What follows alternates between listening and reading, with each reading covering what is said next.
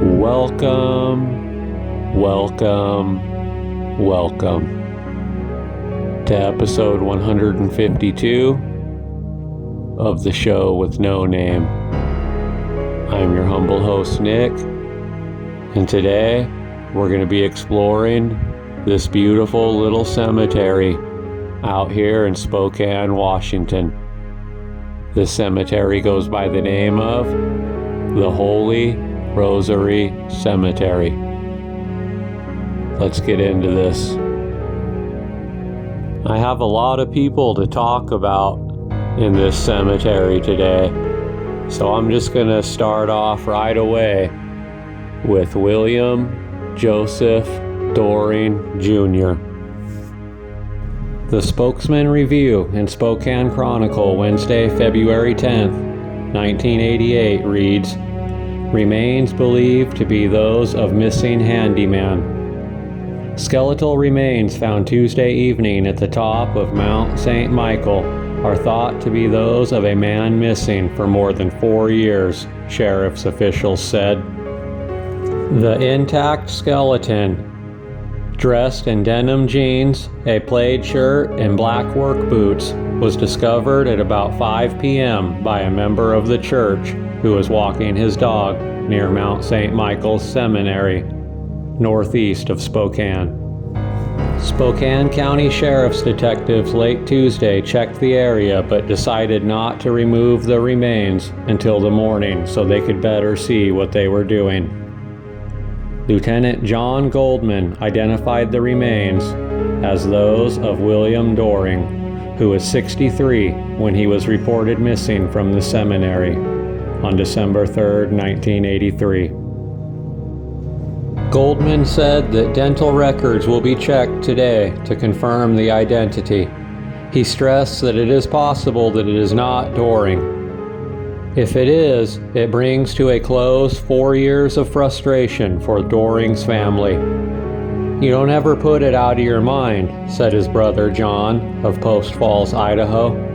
"You want to find out what happened, yet you don't want to be honest. I haven't felt he was alive for some time." When he was reported missing, his brother John said, "It was as though his brother just disappeared. I'd say it was a relief to finally know," he added, "but we'll have to wait and see." Goldman said there is no reason to suspect foul play. "Efforts to determine the cause of death may take several days, and we're not making any assumptions," Goldman said. The body was at the side of a very steep road on the mountain. Lieutenant Goldman also stated that it is possible that the person died because he tripped and fell while walking along the road. The body would not have been visible to passers-by because of the thick brush. The Reverend says that rosary beads were hanging around the skeleton's neck, and that he too believes that it is Doring's body. Doring was a handyman and lived at the seminary. When no one had seen him for a few days in 1983, they reported the disappearance to the authorities. He was a World War II Navy pilot, and he flew Helldiver planes.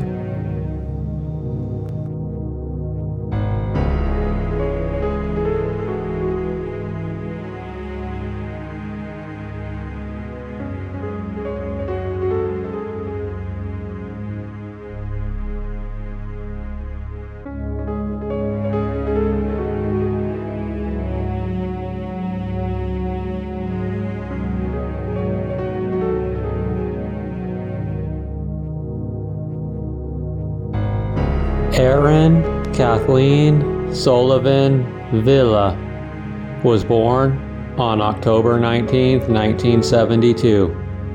She would pass away on November 4th, 2012. She was only 40 years old.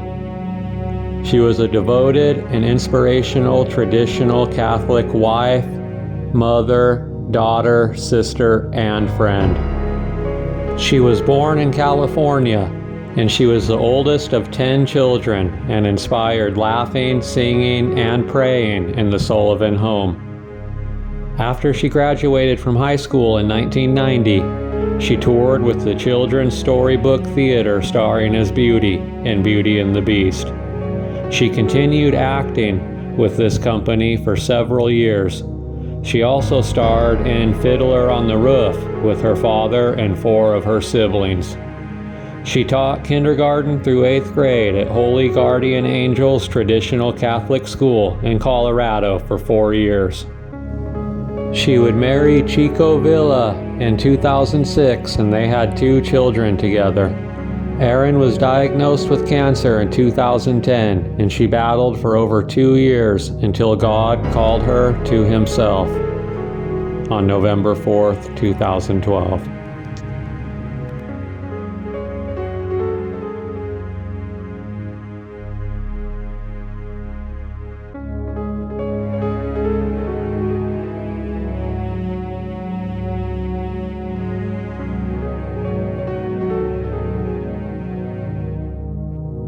Patrick Anthony Schindler was born on September 16, 1978, and he would pass away on October 25, 1995, in a car crash. It was a rainy night that night when Patrick and his friends were driving down Argonne Road, and they ended up crashing into a truck head-on, killing Patrick and 1 other person.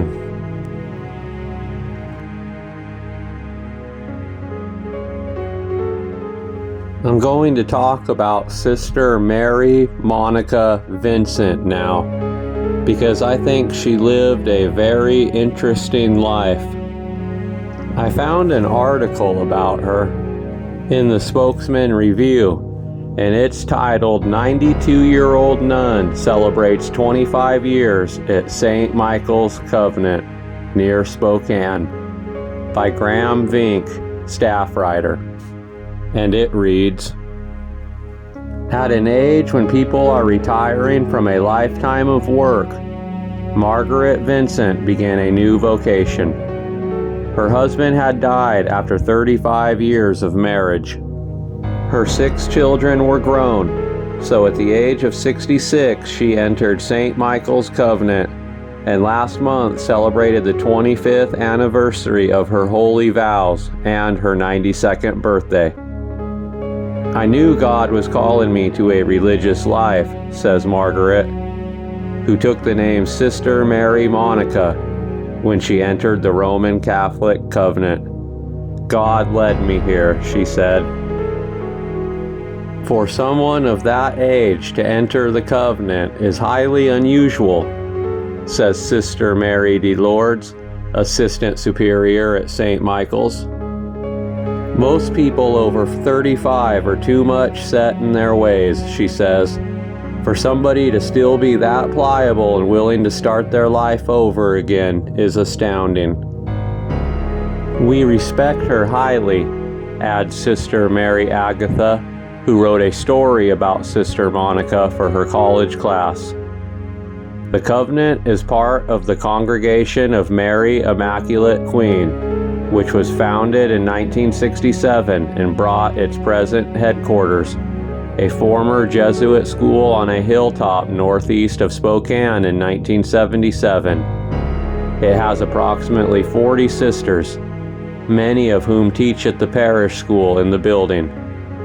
Mary Immaculate Queen takes a traditional view of the Catholic faith and does not accept doctrine changes stemming from the Vatican Council. Sister Monica insists that entering the covenant is not quite as radical as it sounds. It's not a new career, it's a continuation of the same career, she says. Her children supported her decision to enter St. Michael's, but as her son put her on the plane to Spokane, he told her, "If you ever change your mind, I will come get you." Sister Monica actually had 5 years to change her mind, the length of time before taking final vows, the traditional promises of poverty, chastity, and obedience. But she has no doubts at all. If you're doing what God wills you to do, then you don't have any problems, she says. In her early days at St. Michael's, she worked in the mailroom, and she kept pace with the entire community schedule, which was not easy. Early rising, prayers, and duties. Today, she has fewer duties but still helps out with making of cards and invitations, and needlework, mostly sewing linens and other white articles because she's not seeing as clearly on the dark things as she used to. Her face is a gentle quilt of soft lines, but her handshake is firm, her voice is strong, and her eyes still twinkle. Margaret was born in Milwaukee, where she attended Catholic schools as a child, but she spent most of her life in Texas. She would pass away in 1996 at the age of 92 years old.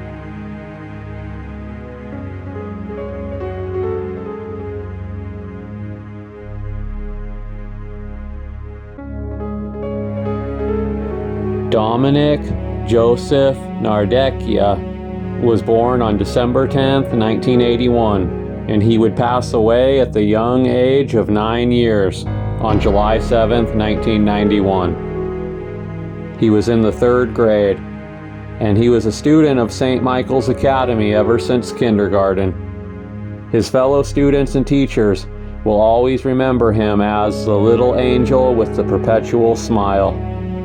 Dominic possessed a generous, giving nature which won the hearts of all that knew him.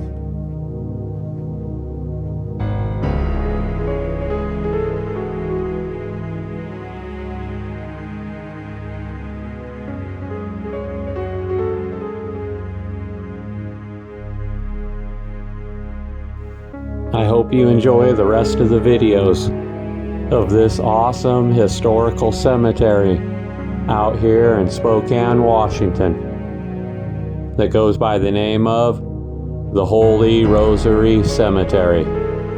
Thank you.